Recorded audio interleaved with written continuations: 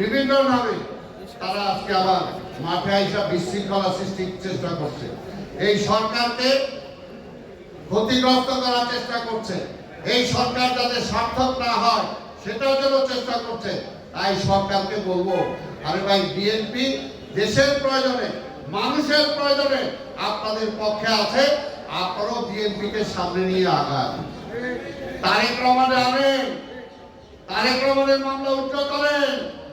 তারেক রহমানকে নিয়ে বাংলাদেশে রাজনৈতিক আন্দোলনের মধ্য দিয়ে একমাত্র আওয়ামী লীগের চক্রান্ত আমরা রুখতে পারি, অন্য কেউ পারবে না, অন্য কেউ পারবে না। আজকে সীমান্তের ওপার থেকে ষড়যন্ত্র আগেও হয়েছে, এখনো হচ্ছে, সেটাকে রুখতে পারে একমাত্র তারেক রহমানের নেতৃত্বে বিএনপি। তাই তারেক রহমানের ফিরে